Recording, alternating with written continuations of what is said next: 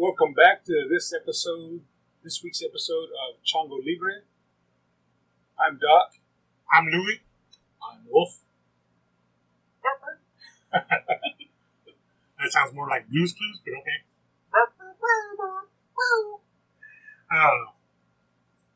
This week we've been talking a lot about video games, and we've been playing a lot of video games out here, right? Yes.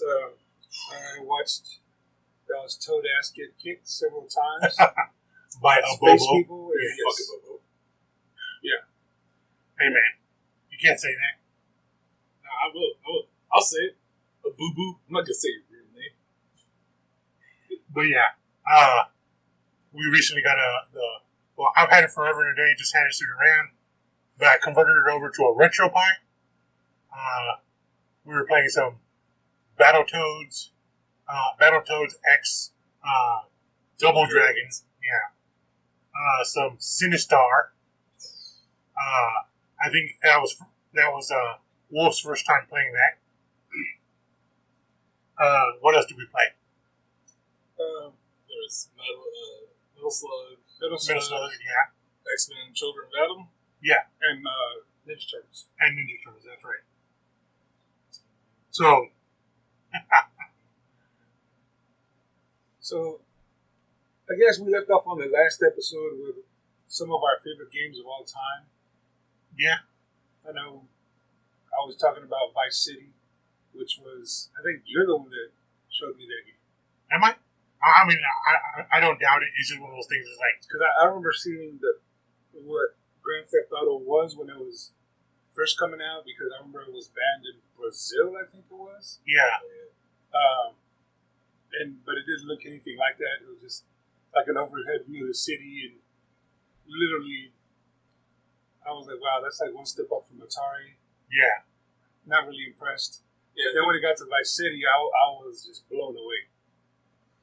yeah, like GTA definitely changed because I think, if I'm not mistaken, like the first two, like you just drove around the city and you could occasionally run over people, but then that became like like what everybody did. Yeah. Well, it was the first sort of open world game. I'm correct, maybe? A little bit, maybe. And then,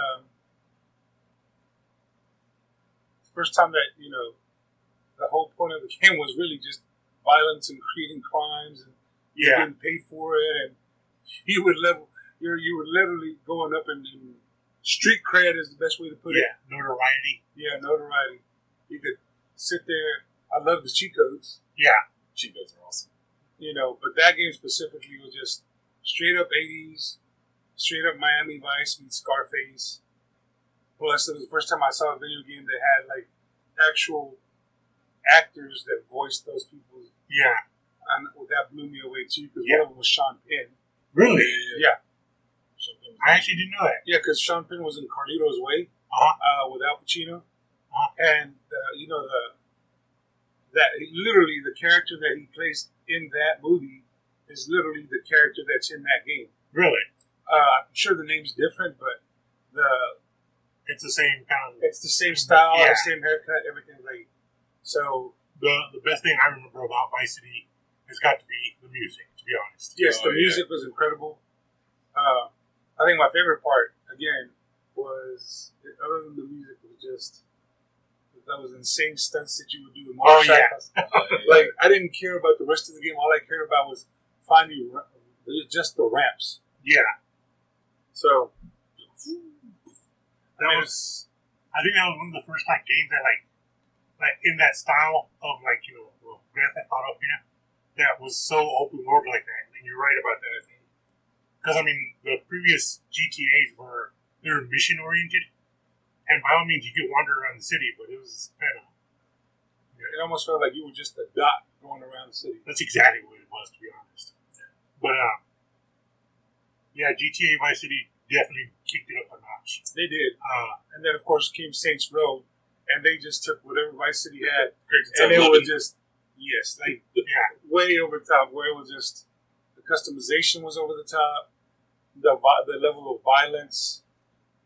I will say, in the Saints Row series, I've had more fun just because of everything being cranked up to 11, like where you can just go around and do whatever, especially like Saints Row 4, where they have like the dubstep gun. Yeah. Like just random stuff like that. Like it was a lot more fun to drive around the city to do that, but I've always enjoyed GTA's like stories and atmosphere better, just because because sometimes like Vice City, it felt like an 80s. It felt like you were in a movie. Nostalgia trip. Yeah. And like even with GTA 5, like it still had a better atmosphere than like some other games.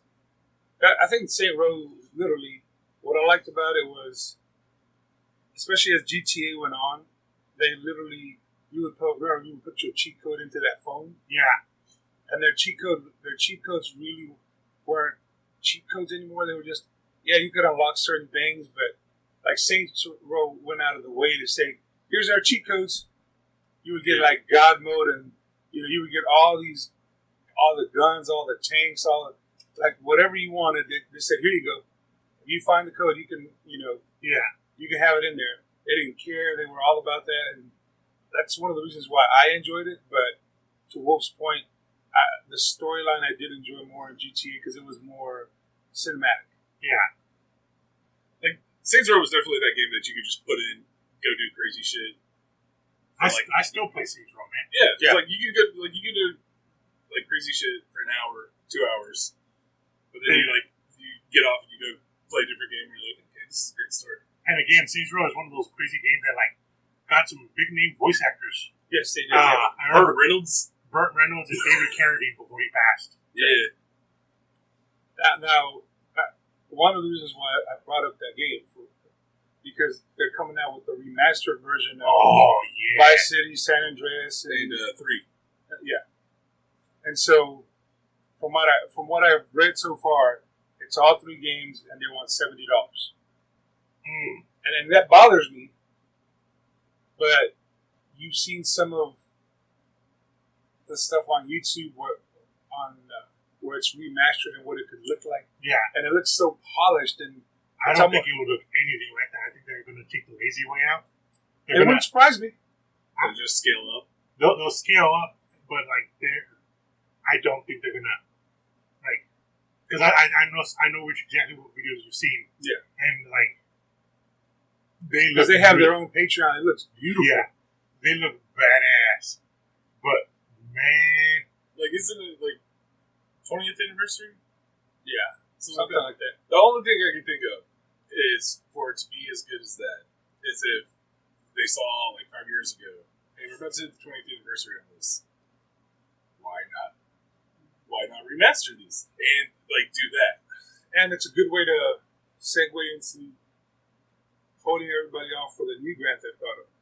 Yeah. Which that's going to be massive. I mean, you read the article. Yeah, it's going to be 3 cities. It's going to be San Andreas, Vice City, and I forgot the other one. Yeah. The one for, was it 4? Liberty. Yeah, Liberty City. So, and I think you can play between 2 different male or a female character. Oh, really? Yeah. So you're going to be going back and forth, and some of the characters from the old games are going to be in there. So it's going to be massive. So I'm sure they still want time to hold you over until those games come out. The new game comes out. So yeah. But the one moving on from GTA, and we can come back to it as the Chango Libre is free talk. But I think me and you need to get back into a Halo Legendary Edition. Yes. Oh, because that talk about the Mountain Dew stunt and whatnot. So no, we didn't do multiplayer. We just did the campaign on Legendary. Yeah, we have still to this day we have a Halo playlist. Yeah, which I need to actually recreate on my Spotify, to be honest. But I have it on my phone. Oh, do you? Ever since we had that Halo playlist, like all I've done is port it over from phone to phone to phone, and then I've just added music as I went along. And it can't be just any music. It has to be music that fits that playlist. Yeah. Kind of like that heavy metal almost, yeah. But heavy like Metallica, Pantera. Like I even I had Welcome to the Jungle in there by Guns N' Roses. Took that out because it didn't fit. Yeah. Well, it fits certain stages, I think. But mostly because if you remember, like a lot of the stuff that we played, the levels that we like to play, they just come at you hard and fast. Yeah. So I wanted music to just, okay, you know, like that Metallica melodic shit that we used to like if the song 1 started off right at the drum solo. That I would love that because that would be perfect for Halo. But sorry, one got left off the list because it doesn't start from the drum solo. But some of the other Metallica songs, especially yeah, Pantera, Motorhead, you know, anything that hits hard and it's fast and it's perfect. You know, it's perfect to play Legendary on because you know you're gonna die. You're gonna die a lot, and just like I still remember finding out in the original Halo. I don't remember how to basically play with those with the hunter killers, the big dudes. When I first found out how to do it, and it was like, all right, well, you're up, and just I'd go up and be like, I know, I'd be the cannon fodder. Get close enough to shoot him in the back of the head or throw that grenade at the back of their head. Yeah. Operation Human Shield. Pretty much, it was just one person distracting the other one, and then we both got into punching. Actually, instead of shooting, we were just like, yeah, let's just goad him around and punch him in the back, and You'll die eventually, or I get tired. One of the two. But yeah. Well, we need to do another one of those sessions because it's been entirely way too long. Yeah, and I got the remastered edition. Oh, did you? It's Halo. I had to get the You had to get the remastered edition. Are you going to get Halo Infinite? Yes. I mean, I told myself. I mean, I told you, man, this Xbox. This is going to be the last console I buy. I'm done. I'm not going to give them any more money. They're releasing a new Xbox. Halo. And then you hear that is the only... No, so the only reason that So not the only reason, because I mean... But seriously, I was done. I was like, no, I'm not... Yeah. There's no reason for me to keep buying consoles. There's none whatsoever. I mean...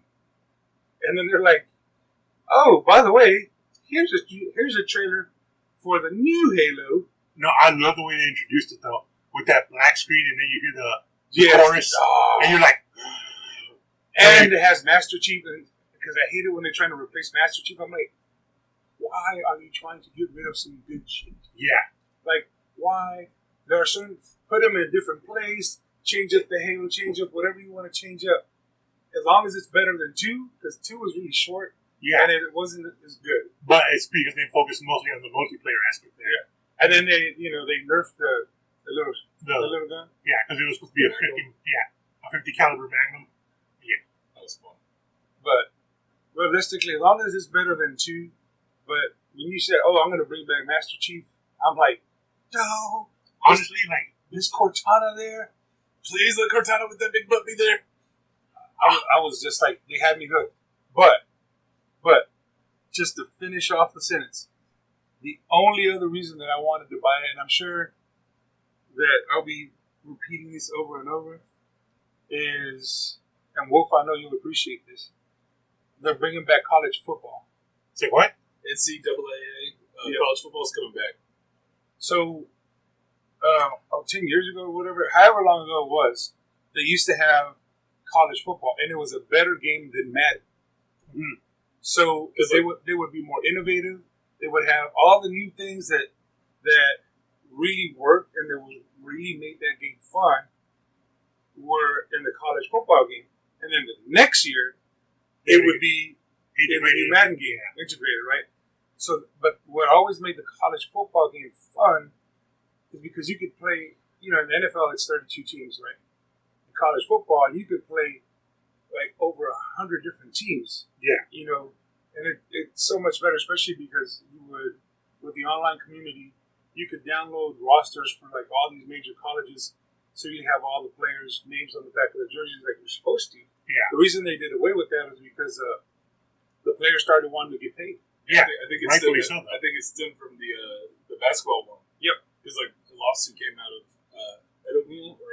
Yeah, one of those. They were using their likenesses and they wanted to get paid because, of course, colleges made money off of that. Because they even used to have their names in the game. Yeah, right? Like when they did that lawsuit, they were like, okay, we'll just keep everything the same. We'll just remove your name. So they became numbers.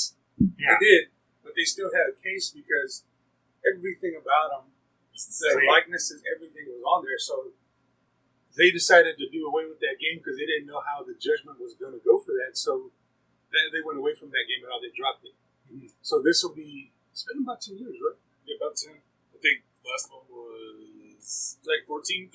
Yeah, I think so. I think it was the last game that they had because I have it still in my collection.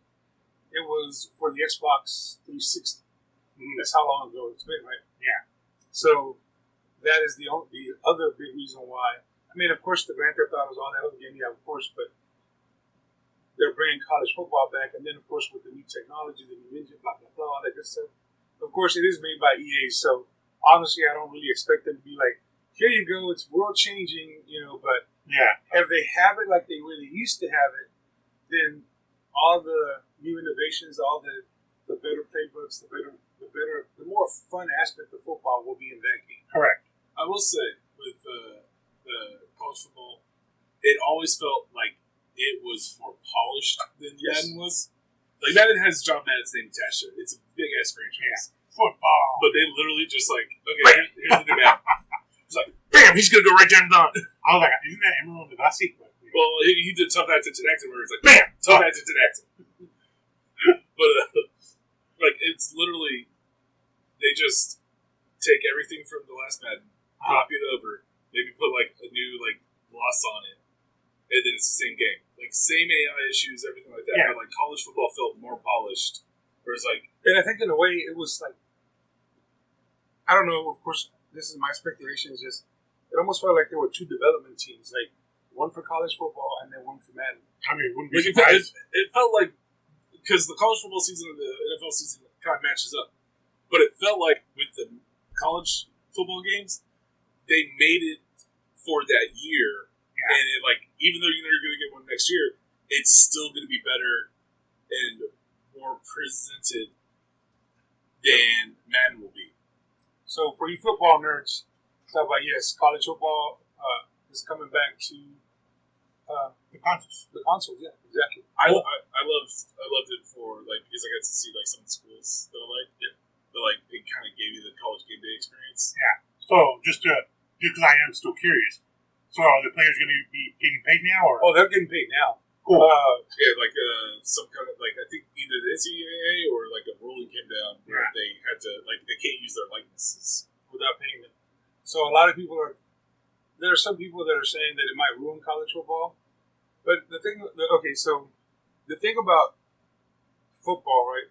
So in basketball, you can go straight from high school into the pros. Yeah. So you can buy anymore. You need 1 year. So that's right. You need 1 year of eligibility, which is it's their way of saying, hey, let's say Wolf is a college basketball player, right? So instead of going straight from high school there, you were bypassing college, so you're pretty much taking money out of their pocket. So by forcing you to go 1 year to college, now it's like, okay, well, now you can spend all that time and money wooing the players to go to college, and it draws interest and it draws crowds, et cetera, et cetera. You make more money, and then they can go to the pros. Where with football, you can only come out as a junior. Yeah. So you literally have to wait 3 years before you enter the pros. Sometimes if they redshirt you, you have to wait 4. Yeah. So what? Redshirt you, basically you're on the team, but like you can't do anything. So it's the entire year that you're there and you stay at that level. And then next year, like, you're eligible for play and stuff like that. Yeah.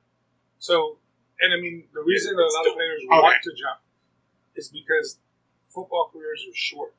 Yeah, of course. I mean, because of the high chance of injury. Right. Yeah. So the average football player plays 8 years, if I'm not mistaken. I mean, some players play longer, but the average is about 8 years. Yeah, like 8.5. Yeah. So. Yeah, I can only imagine because, I mean, 4 years of college and those 4 years, every time you play, potential game-ending. But think about it. Some of these people have been playing since they were like Pop Warner, which is like since they were kids. Since they were what? Since they were kids. Little League version. Yes, the Little League version. It's called Pop Warner. Oh, okay. So they've been playing since they were in junior high, let's say. So imagine, even those injuries accumulate, then you got high school, then you got college. I mean, all that catches up to you, Yeah. It's like the same thing. It's like a lot of people give athletes like a tough time for like playing a game, quote unquote. But you have to realize most of them retire by like mid to late 30s, simply because it's like they've been doing this since they were like a preteen, and all the injuries that they accumulated then when their body was like young. Yeah, like by the time you retire, you're lucky if you're a 35-year-old man, but you're literally walking around like you're like if you look at his chicks now, which are all capable walk, like he's like 60, and he looks like he's 100, or at least walks like he's 100. Okay, maybe not 100. Yeah, but yeah, I mean, because like just all the damage of like getting hit in the knees and all that stuff, like it takes a toll. So nonetheless, that one argument on the like I always hear about players getting paid was that like they're student athletes, and it's like okay, but you have students that work in the bookstore that get paid. Yeah. But like the thing is like the only difference between the student athlete and the student that works in the bookstore is that the person that's selling the jersey for the athlete doesn't have the risk of their scholarship being taken away if they get hurt. Because it literally, like, you remember in March Madness, the Louisville guy that broke his leg? Yep. He broke his leg during March Madness. Terrible break. Within the year, he was off the team. Really? Yeah, his scholarship was gone. It's very cold-blooded. I mean, realistically, there was a guy, he's a running back that played for Alabama. And usually, if you played, Alabama's a powerhouse. Like, literally, those kids get drafted every year straight into the pros, right? Mm-hmm. This guy was a running back. He had a bad ankle break, if I'm not mistaken, or maybe it was a knee. Man, so injuries in general just... Yeah. So, this kid now went from possibly... I'll give you an example. The last 4 running backs drafted from Alabama to the NFL all went in the first round. So, you know. Yeah, first round pick. I don't know a lot about football, but I know first round picks usually get paid the most. Yeah, right. First round, first 10, 12. It depends on where you're slotted. But like, the first 10 or 12 slots are like the highest bracket. So, this kid went from possibly getting that kind of top dollar to literally being off the team, and he was working for FedEx. And not even delivering for FedEx in a store. Yeah. You know, and these guys gotta live with that. I mean, so it's a very weird thing. It's like there's some rules that are set in the NCAA for professional sports. The rules are very archaic and weird. Like, you know that if you were playing football for whatever college, right, and you were there on scholarship, you can't receive money. Yeah, I know that much. Like, you can't receive money. You can't receive anything. Yeah. I don't remember who it was, but there was a coach that one of his players, like either his mom or his dad died. One of his parents died, and he wanted to stay there, and he's like, "No, we're sending you home to go be with your family." We took him to lunch, and then put him on a plane to go back. He got the player, and I think the coach got in trouble for that because you can't do that. And they classify it as like, oh, you're making an exception because he's a student athlete. It's like, no, that's basic human decency. That's what that is. So, like I said, it's very weird.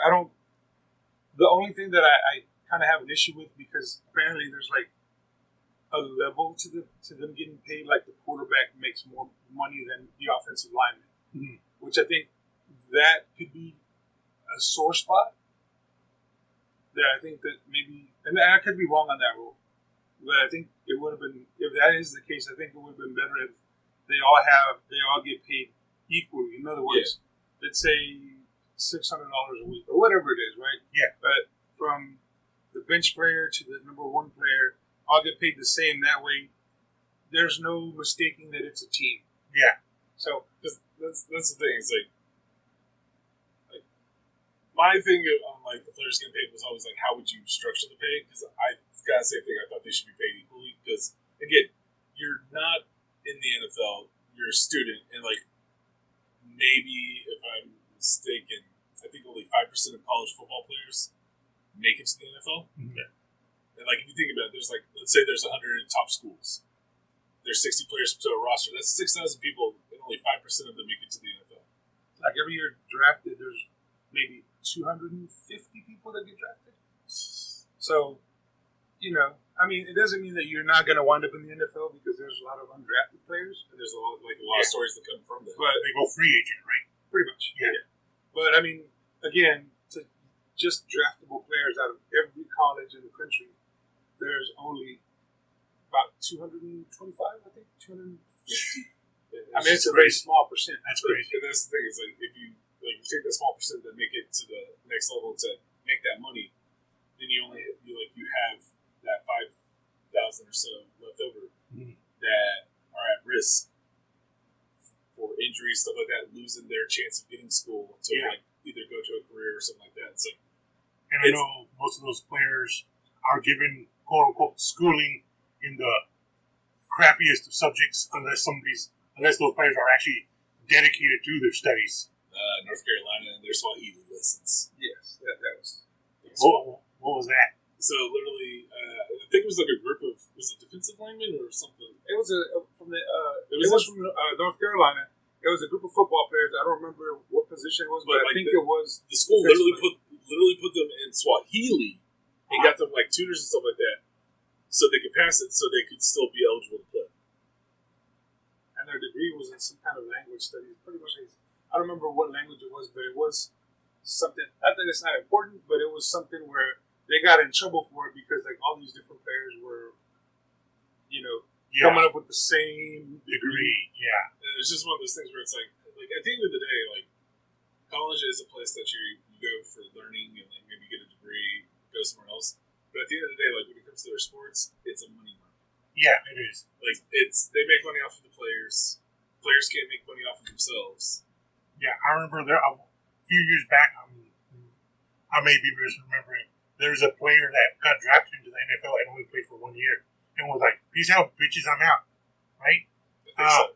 Yeah. Because he was like first round pick. I think he was first round pick, and like he made oodles of money, and then it was like, but he actually had a pretty good degree because he actually. So Robert Griffin went to Baylor, got the Heisman, was number 2 pick overall, and he, if I'm not mistaken, I think he got his law degree. But I know when he was in school, like he was at the level of like finishing it up. Yeah. So it's like it wasn't like he just did football to make it there. Like he actually did get a degree. Like a lot of players do that, and they may just follow like the NFL, and if it doesn't work out, they'll go to their degree. Yeah. I mean, there's a offensive lineman that played for the Kansas City Chiefs last year when the pandemic hit. He actually had a medical degree. In other words, he was a doctor, but he was from Canada. So when the pandemic hit, he went back to Canada, and if I'm not mistaken, he stayed in his profession because he realized that was where people needed the most help. Yeah. So there are some interesting stories, but So enough of the sports talk. Let's move on to all something. the nerds tuned out. They're just like they're speaking French. No, not really. This goes to something. This goes to something I've been wanting to say, and might make a separate video on its own, but it's good to say here.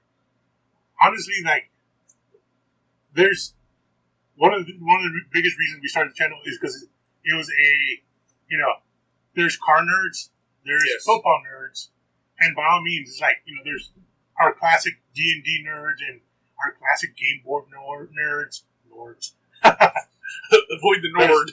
There's Skyrim Nords. But here, at the end of the day, the reason we started is because we realized, at least for us, and it is the truth when it comes to nerds, there are people that if you collect something, if you're passionate about something, whether it's cooking, whether it's modifying your car, whatever it is, you are a nerd.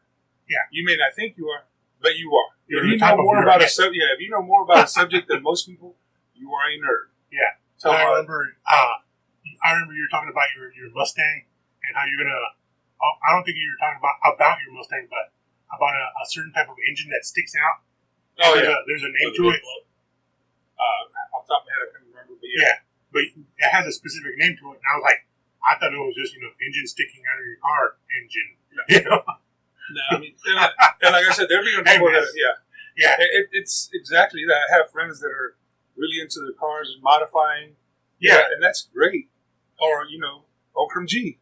I mean, if you go into his house, it looks like a collection of Batman black and white statues backed up by the artists. Let me tell you that, right? Okay. So my friend Okram G, who you've known for a while, if you've met him. So this is just one of his small collections. So there are those Batman black and white statues. You've seen, I have a little bit of them. Yeah. Well, he has pretty much all of them. Yeah. And sometimes in doubles. Jesus. So he has this cabinet, and in this cabinet, that's where he showcases it. Mm-hmm. So, he can't just have the Batman black and white statues when they first come out. Oh, I know where you're going with this, yeah. So, I know there are statues that are modeled after a Greg Capullo sketch, Jim Lee sketch, et cetera, et cetera. So, what he tries to do, because collecting it just wasn't enough, he tries to get the artist that certain Batman statue is, modeled after. He wants to get a Batman sketch from him. So he showcases that sketch behind that Batman, which of course makes his collecting even harder because there are artists who are no longer with us. So, he knows that he's not going to get a Batman sketch from those artists, right? And I know sooner or later, it'll probably bug him because there's just that. Like, these are the ones that are just not complete. Right. So, but there are some sketches that, that he wants. And I'm like, and he will, to his credit, that's his hobby, that's his passion, and that's just maybe 5% of his collection. Mm-hmm. Then you got comic books, then you got, comic art commissions, then on top of that, you got like statues, like regular statues, it is incredibly impressive, and then of course, realistically, there are people that, as much as, Okram's collection is very impressive, there's people that have a... Yes, there's people whose collection is even impressive. Yeah, it's like Marco's is just the tip of the iceberg compared to their collection. It's ginormous. I'm talking about the collection. Yeah. Not anything else. But see, that's an interesting thing because I was talking to a friend of mine at work Friday night.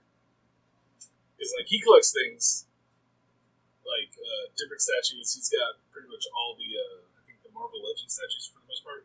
His brother also collects them. Like his brother literally got the gigantic Thanos, like the sideshow one.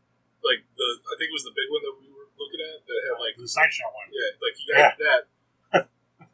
And like he was telling me that like it stood that tall. Yeah, that's. Are you talking about the Thanos, or are you talking about who are you talking about? Are you talking about the Sentinel or the one that had the X-Men around it? Was it Thanos or was this? It was one of them. It was probably the Sentinel. It got released a couple of months ago and it has all the X-Men fighting it. Yeah, because they're like one of them got that, and then one of them like got I think Galactus. That's still that's coming out.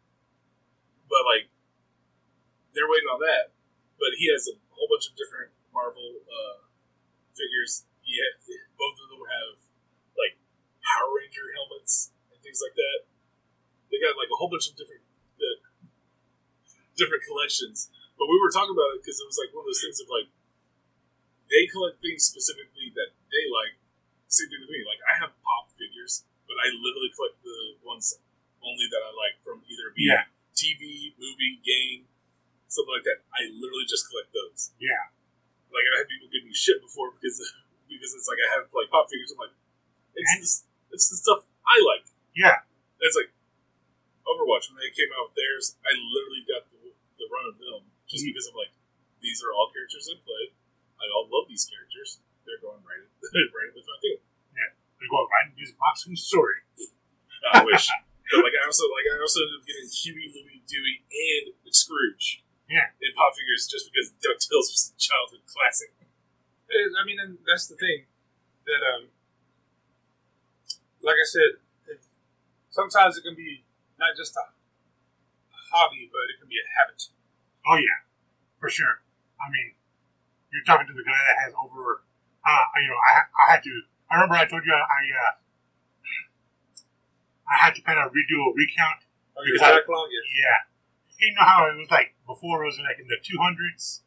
Yeah, I had to do a recount because whenever we record, I'm sitting here looking at several of the board games that I own, and then I remembered, oh holy crap, these board games have miniatures to them, and then I was like, that board game has like 50 And then I have some collectibles up there. And that one has 26. Those over there. Each one of those boxes has probably another 20-something. And then I have the full set of Bloodborne, which is over 100 on its own. So, definitely a habit. And I mean, it's one of those things that, I mean, at the end of the day, it's what you collect. I mean, oh, yeah, but like I said, we've always collected. So, I mean, I remember out of high school, me and Okram and Lance, we all worked at Toys R Us. Mm-hmm. I remember that.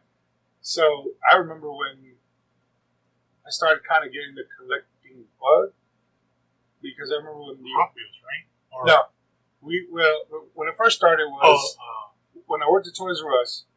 That's when they came out with the Power Rangers toys, the original Power Rangers dolls. They came in the little yellow and the little triangular box. Oh, okay.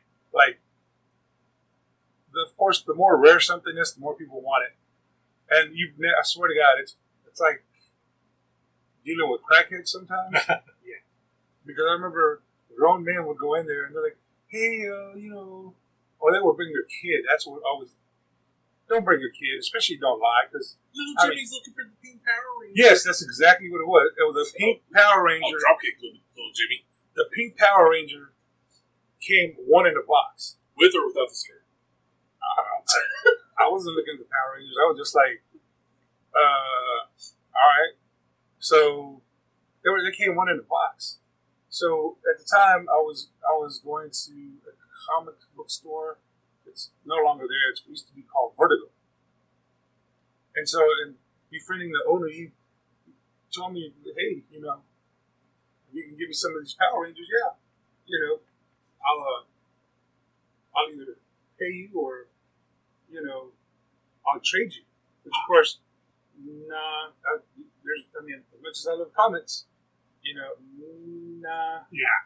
So, I mean, honestly, I never bought the Power Rangers doll just because, for one, I was like, nah, negative. But what I started collecting was these sporting figures. It's called starting lineups. Yeah, that's it's almost the ugliest, back then it was a hot commodity. Back now, when I look at them, like, they have those Mexican luchador poses where they're just stuck in one gap. And I remember it was like, it was so funny because people would just be, like I said, like crackheads. They're like, oh yeah, I'm looking for blah, blah, blah sports figure for my son. I'm like, your son's drooling all over himself. What the hell does he want with this, one in every 3 cases, edition? Oh, so when he grows up, he has so when you don't know what he's going to like? Why, he's going to want the pink Power Rangers that comes one in a box full. Probably told him that, and he's like, oh, can I have one of those too? Yeah. So, I mean, it's incredibly strong. Yeah. So, that's what kind of got me into collecting. Mm-hmm. And then, I just realized that wasn't my thing, so I brought those back with my receipt, because it's like, this is not me. Mm-hmm. So, it's like, you have to find your niche, you know what I mean? Yeah. I think that's an interesting little conversation topic. Because I think what started me was Pokemon cards. Like that, literally, me and my friends would literally buy the packs, open them, and we would just collect them. There was a game attached to it. Never bothered to learn the game. I think I can blame Doc for my initial addiction. Initial addiction here has to be MTG, Magic the Gathering. Oh yeah. Yeah, you should see my Magic collection now. Somewhere up in our attic, I still have your original cards that I technically stole from you. I like how it's technically I stole them, but yeah, technically, I hijacked them and never gave them back. Yeah, that's fine. I mean, it like I said, everybody has to find their niche. Yeah. For me, I mean, it's funny hearing him talk about the Pokemon cards. There was a time and a place that I literally would have ridiculed the hell out of you for Pokemon cards. Right, again. Yeah, right, again. Because different times and stuff and different collectibles and even nerds judge you. They're judgy about that kind of stuff. Right. It's not the first edition. Right. It's a shiny Charizard. But again, not realizing I had a friend that I used to work with at Walmart, and he literally would go to.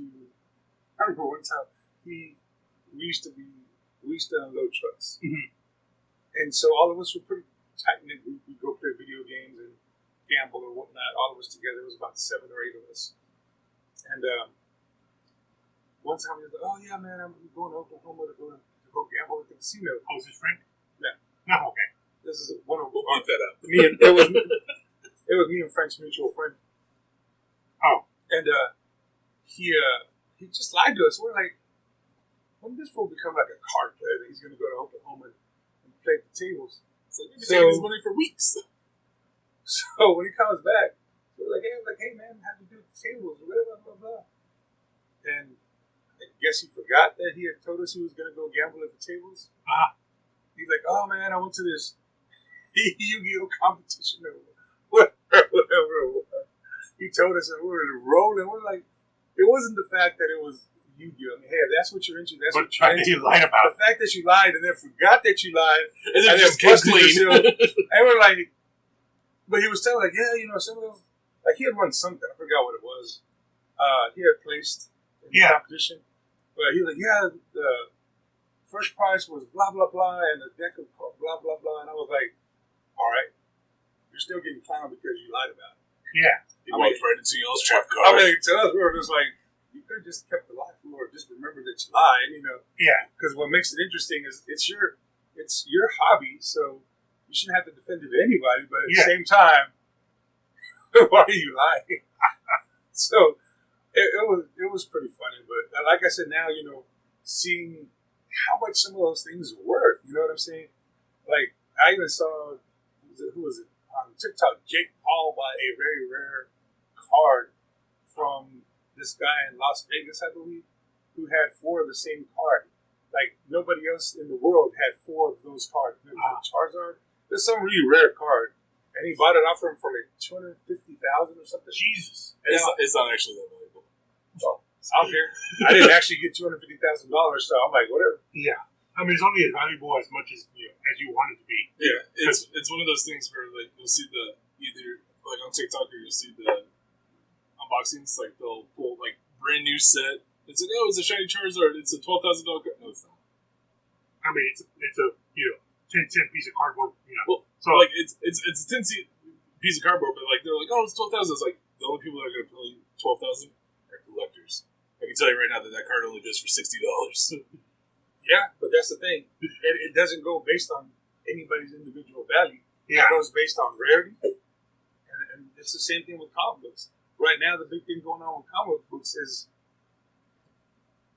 any first appearances that are rumored to be turned into movies, hot commodities, automatically they spike up in price. You see it on eBay all the time. And honestly, like King Spawn is the most recent one. You're like, why is it spiking? I bought it just speculation. I was whatever. Yeah. Do I expect it to go up in price? No. Yeah. I have like the first appearance of Spider-Gwen. What's her actual name? Gwen Stacy. Oh, I know her actual name. The spider character. Ghost Spider. Oh, Ghost. There you go. Like they called it Spider-Gwen for so long. Yeah. And then they're like, well, it was never meant for her name to be Spider-Gwen. Her name is Ghost Spider. I'm like, you might as well just keep it a Spider-Gwen. Yeah. But I mean, realistically, I guess in character, in world, or whatever, it'd be like, there goes Spider-Gwen. I wonder who she is. Right? So it's a funny thing, man. I mean, like I said, even as a collector or as a nerd, you're not immune to the almighty dollar. Oh yeah. So it's awkward, man. Like I said, everything that goes up, and you're like, part of me is like, oh man, I could have had that, and I was like, nah, you know what? Not gonna go down that rabbit hole because it's gonna drive me crazy. Yeah. Like if I have it, I have it. If I don't, I don't. Yeah. So be it. Yeah. So I wanted to go back to the retro games that we were just playing. Oh, okay. Right. Wolf, what did you think of Sinistar? Holy fuck balls. Yeah. One, he doesn't like the guy named Howard. Howard! Run, Howard! Run! And two, like, once, like, you know, the transformation, I don't know what's going on. This is actually the first time I noticed that, like, there's pieces of the Sinistar floating around, and I guess it's like, they're, like, joining together to actually form, you know? Yeah. And once, like, he forms, he's just persistently, like, after your ass, you know? Like, he popped out of nowhere and grabbed my ass several times. I did not like it. Yeah. I needed a whistle or something. It's funny because, like I said, playing that as a little kid, you're like, what the hell is going on? Yeah. I think this is the first time I actually paid attention to the fact that it was like, mine the asteroids for Cinnabons. Which I was like, huh. I did not know this was the objective of the game. I thought it was kind of like that, I don't know if you remember this one. It was a game that was on old computers called Ski Free. Oh, yeah. Nope. Like, it was like a dinky little game where you played as a guy with a ski, like on skis, going down a hill. And then all of a sudden the freaking, the abominable snowman would come running in and just eat you. Oh, wow. Yeah.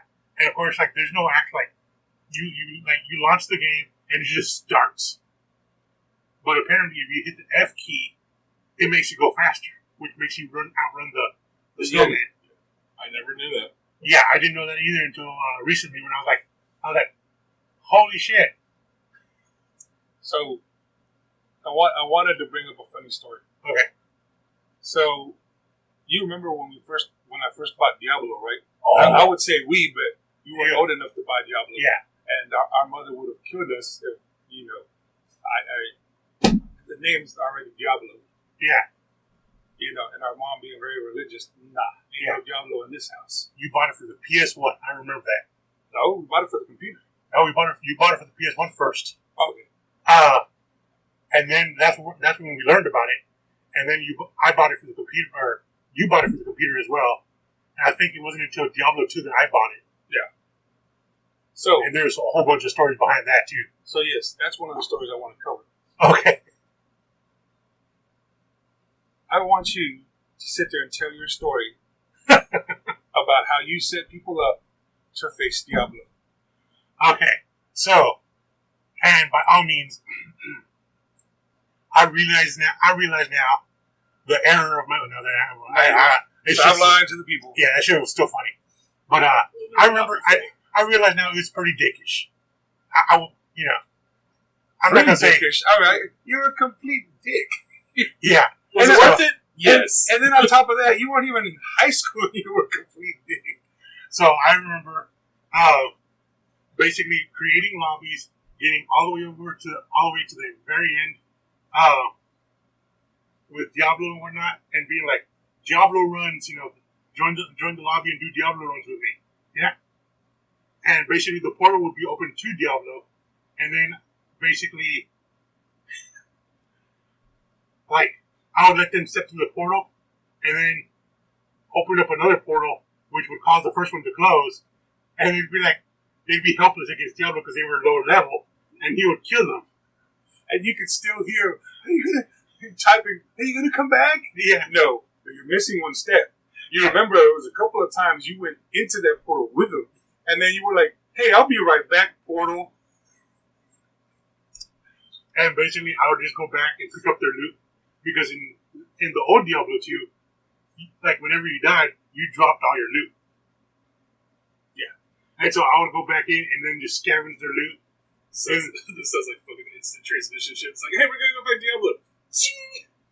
And so, of course, since you dropped all your loot, now you need somebody to help you defeat Diablo, because all your loot's right next to Diablo. Stop the cycle of abuse! Of course, at that point, people would, most of the time, they would quit. But at the same time, some people would be like, too stubborn. They'd be too stubborn to quit. And they'd be like, I'll give you this much gold. And it's like, the thing is, when you died, you dropped all your gold. So you ain't got shit off. I'll suck your tits. It was pretty bad. Didn't you get banned off a server for that? Several times. Now, I will say in his defense, not on Diablo, because there was no defense for that. Yeah, there is. Now, I will say that it was hilarious I, being the older one, should have stopped him. That wasn't going to happen because we were rolling. That's your job. That's your job. Is this one? Watch this. No, that was just. I was like, I'm so proud of you. But I remember we were playing Saints Row. Was it Saints Row? Yeah, I forgot on what it was, or maybe it was. I remember it was a game we were playing where we first had the internet. They first started doing online gaming, and one of the games was like tag or whatever. Yeah, and you would go in there. And people would let you, like, they would vote you in onto their game, and literally you would run around shooting everybody, right? Yeah.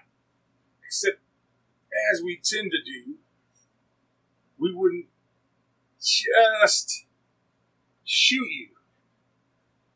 We would get into a car, and then, because some of those people, because they were playing and they knew each other, they would sit there and sometimes they were in a crowd trying to shoot each other, and we get into a car and run them over. And then, you know, and they were kind of like pissed off about that. But the most brutish thing we ever did, and I remember this, they were shooting at each other like near an overpass. Oh, I know exactly where you're going with that. And we were like, hey, why don't we go get a helicopter?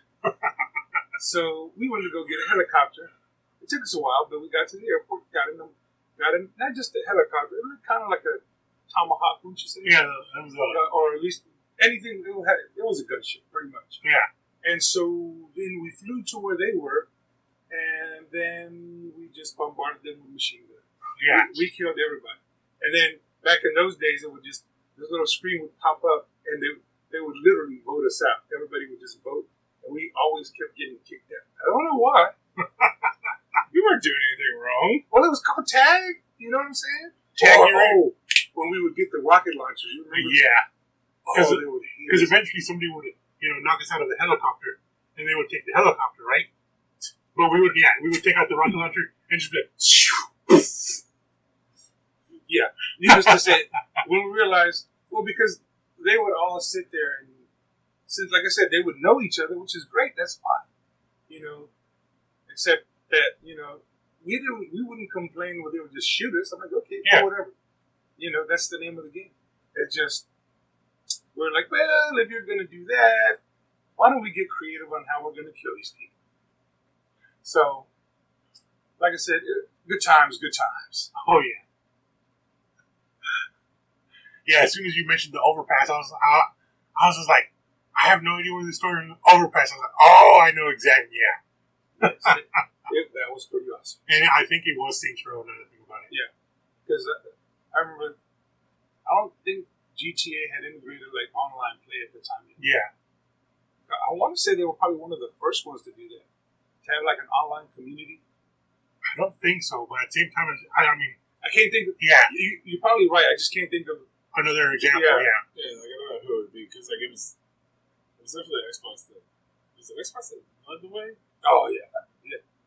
No, it wasn't Xbox. It was the game... the Sega one. Dreamcast. Dreamcast, yeah. Because I remember I used to play fools on Madden or NFL 2K1, and that would make them quit. I will say, like, when I used to play Madden, that was my entire... Like, I would just troll people. I wouldn't even troll them. I would just... They would want to play, and then I would be whooping their ass, and then they wouldn't even finish the game. They would just quit, and I'm like, yeah, you could have just finished, and it would have been better than you quit. Back then, they didn't have a quitter's penalty. Yeah. So, I mean, there's like the Green Bay versus St. Louis, not St. Louis, the Green Bay versus Steelers Super Bowl. I was playing Madden before that day happened, and there was a guy. I don't like the Steelers, but I hate the Packers more, so I just picked the Steelers because I saw that he was picking the Packers. So I was like, fuck it, I'll mess with you. And then I dropped 21 points on him in the first quarter, like just quick bombs because he wanted to blitz all day. I was like, fine, all right, fine. You're blitzing your safeties, all right, fine. Open gap. Just took him to town. Then he wants to sit there and do that and message me like, hey, you ain't got no skill. Like, you're blitzing and you're bringing everybody in front. I'm just gonna drop it in every fucking time. But by the second quarter, like 2 minute warning of the second quarter, it was 63 to 14. I remember it was. And I just kept that game going. I remember it was so bad on NFL 2K1 or whatever it was that Lulu would run my defense. You remember that? Oh, yeah. You would run the defense, but he would run like kick block. He would run the kick defense, and he would just murder that team, and they would be so mad because he was running special teams and they just couldn't play against him. And I'm like, hey, I'm running the offense, and they didn't know he was running the defense, but it was hilarious because you see these people just so pissed off because he's running block on them. He's murdering them on defense. I miss those days, because you would get messages like, "Oh, you're trash." I was just like, "All right, fine, quit. I'm clearly kicking your ass." It's like I am destroying you. And then they would sit there just talking as much shit as they want. Fourth quarter, they leave. I'm just like, all right, that's fine. I still get the points. But yeah, all these memories are just so good. Me and my college roommate, we would play FIFA. I should have put Diablo on my top 3 now that I think about it. Great, man. Damn. That was some good memories. There's just so many games. Yeah. I think I've told you this, but I've literally been replaying The Witcher 3 again. Just because it's such a beautiful game. Like, the story and everything. Like, I enjoyed the Witcher series, the books as well. And stuff. Like, it's just a world and a story that I love. So this is like my 9th or 10th playthrough of it. I can't say anything. I have started Skyrim so many times, and that's just saying, I think with almost every Elder Scroll game that has come out, I'll stick to that Elder Scroll game. I'll pass it once vanilla, and then mod the fuck out of it from then on. It was just like I have the DLCs on it now, so I'm playing with those too. I'm just like, I remember you got me into that game. Into Elder Scrolls? Because I remember you played it, not Elder Scrolls, but the one before that. Morrowind. When you would literally have to walk everywhere.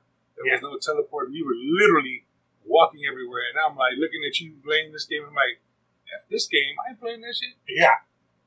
And then you start playing it. And then Elder Scrolls came around. I'm like, oh, okay. Well, Oblivion came around. That's right. You got Oblivion. Yeah, that you could teleport around. I can't remember what mission it was. I want to say it was GTA 4, but there was literally a mission that I found myself following traffic laws inside the game. Why? I can't tell you why. Like, for some reason, I was just like, oh, that's really, I should stop here. Like, I understand that, because after a while, you're like, I've already broken a lot of laws, so I wonder what it would be like if you just... if I didn't break it. I was sitting in traffic, and I'm like, I'm on my couch, sitting in traffic. What the hell is wrong with me? Now, traffic simulator, man. I will say one thing. The one thing I will say, give kudos to GTA, there's always going to be somebody that tries to talk shit to you in the game. Oh, yeah. When they just honk at you, or they just say, and then I'm like, this isn't really real life. Get out. Yeah. Talk shit. All of a sudden, woo! I'm like, gotta go. I tried to be nice. Yep. But yeah, I remember that. Just being like, well, here it goes. And just for safety, grenade. Or like when you run a red light and like somebody like T-bones you, it's their fault. Oh, by the way, Start shooting. Speaking of grenades, and I guess we're going back to Halo again. You remember the dumbass grenade trick? I remember the one you did on Fernando, where you stuck the sticky grenade. Oh yeah. Yeah. So, do you know the grenade launcher trick in Halo 1? I think so. If I remember correctly. Where it has to be sticky grenades, but you throw 2 sticky grenades, one behind the other, and basically the first one will launch the second one. Yeah.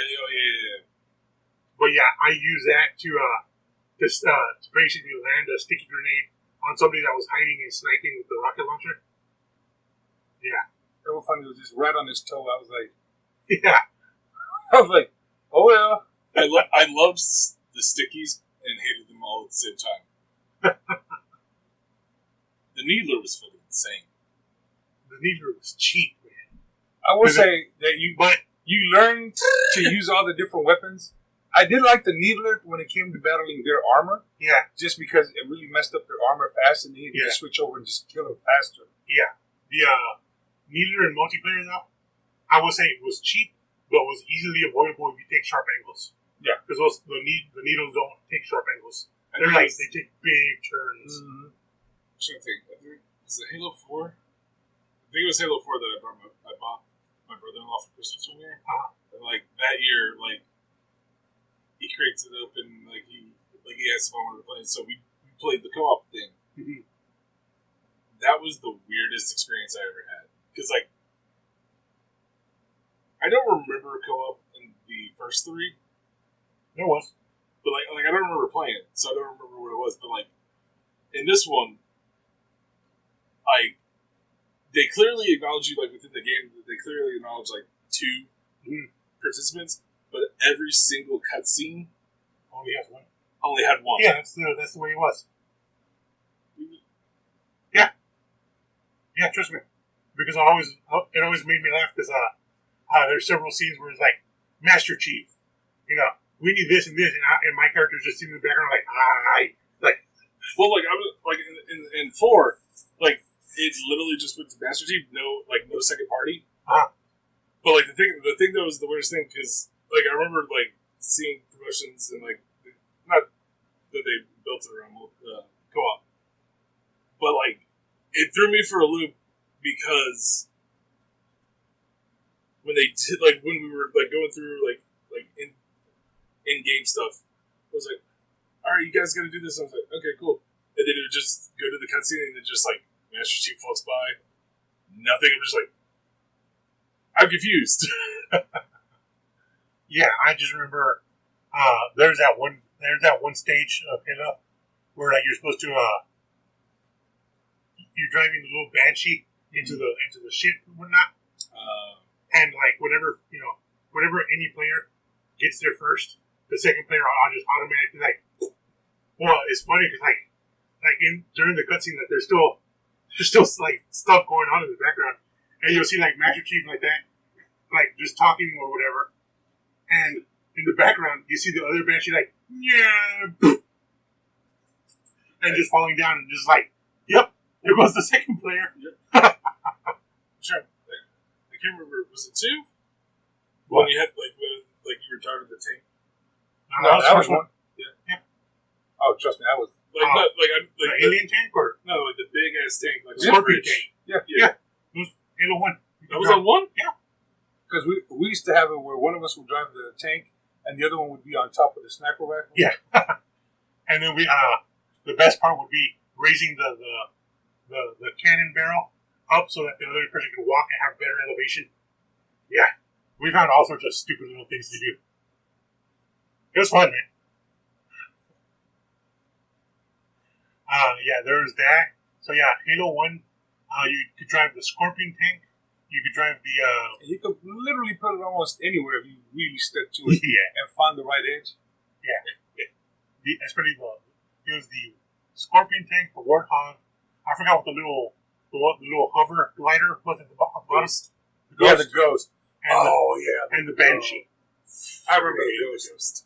That was one of my best friends fighting against the tanks because you just hover to one side and the other. Yeah. But then you see the damage that starts taking because it starts smoking. Yeah. Yeah, I understand you. Again, we're gonna have to sit here and play a few sessions here, man. Go over a hill. But in the second Halo, I think you could actually drive the alien tank, if that's what you mean. Because in the first Halo, you couldn't control that tank at all. You could certainly get obliterated by it, but you couldn't drive it. Like I said again, I didn't like the second one as much. Was it the second one? I didn't like that as much. It seemed short for some reason. It was very short because they literally focused on multiplayer on that one, and I was like, the story suffered. And then the third one, that's where you could use their weapons other than the needler. You could use that. Was it that big sword, that invisible sword, whatever it was? I think so. The plasma sword. Yeah, I think you could use that, but I was like, not a big fan. It was a one-shot kill. It requires you to get in close. Yeah, and I was just like, I just remember the first time we played it, just unloading clip after clip against those elites. Oh man! Like I still remember the first time you fight the elites, you get I think it's that Truth and Reconciliation stage. You get hovered up, and then all of a sudden like you're fighting wave after wave in that one tiny room, and then it opens up, and all you see is the blue energy blade, like killing soldiers. You're like, what? It's funny because you get used to like how the elevators open, so you start just dropping grenades in there. Yeah. I think the one the level that stuck with me was, I think it was, what was it, the Archives with the flood? Yeah. The butt rapey Archives, yeah. Oh, that shit was insane because like it's relatively calm through everything until you get to that part. Yeah. All you need to hear is that music when it starts kicking up. You're like, Yeah. Yeah. But man, all right, I'm loaded. that music gets you pumped up though. All right, I'm loaded. Is there more ammo? Is there more ammo? Take that damn elevator. It's like, shit! So, with that, we're going to go ahead and call that an episode here. I think we're well over an hour now. So, as always, like, comment, subscribe. And hit that notification bell.